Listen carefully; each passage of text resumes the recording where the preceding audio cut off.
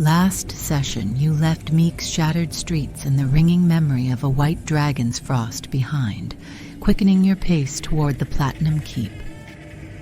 During the march through Lond, Cliff felt a brittle, telltale crack in his sapphire ring. The blessing it bore, Sune's embrace, still shone faintly, but her presence felt distant as a sun behind heavy cloud. Her voice had been cut off mid-comfort at Meake, replaced by a harsh decree. That's enough from you. It proved she lived, yet someone, or something, was severing the line. At Lond's market, Bramble spotted Raynor and embraced him, only to learn his friend remembered the shop they built together, but not the pirate attack that had torn them apart, as if time itself had skipped. Pater Mendashi and his wife Nala traded talk and sparks. Pater's heart burned with an infernal module he'd grafted into his own chest, and his tongue gleamed silver, thanks to an old bargain. He spoke of inefficient automacarts and cannons and offered craft if supplied. The winged smith Bathen, a man of celestial blood, sold Tim a crossbow and spoke in lilting celestial, suggesting Tim ought to have wings of his own. Evening brought you to Gertha's tavern. Meku braved a fearsome local liquor that tried to put her on the floor, and instead gave her fleeting hair and then sleek, reptilian scales at her talons. Tim slipped 2 small voices to a mute elf server, yes and no stones to bridge a quiet world, then sketched signs lit with continual flame. Cliff matched wits, and Will with Laverne, returning in the morning bruised but smiling. Bramble and Nefair took Gertha's stone-scrub baptism and emerged polished, if tender.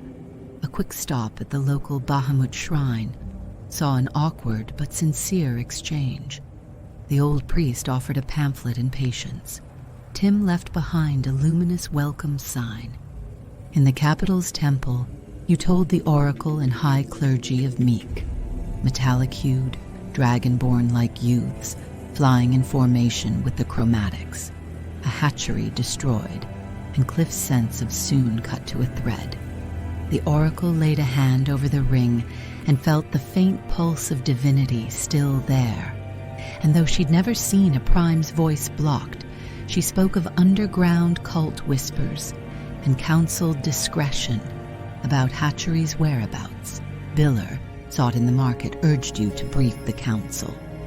In the council corridor, an old name stepped from the shadow, Artorias, top agent of the Metallic Kingdom, who knew of Meake and wanted your details firsthand. Inside, beneath the gaze of the great worms, with Annabelle, Nadav, and a quiet Bernadette listening, you delivered your report. Artorias unfolded his own. The chromatics were moving toward unification under Naltharian, Moors of the forest and Barbon of the swamp, already swayed by pirate-slaying feats and a desperate defense against an orc portal. Veldanava of the storm remained unconvinced, awaiting a tribute fit for a tempest. Stolen eggs disappeared into Glacier's snow cave, a lair no scout could yet breach. Worse, newly sighted tattooed orc warbands had begun striking metallic trade routes. The council tasked you to track and break those raiders, while Artorias kept eyes on the dragons. As you departed, Bernadette, freshly mended, confessed she'd tried to heal fallen sailors and lost an arm, and asked you to keep helping people. You agreed, setting your next steps.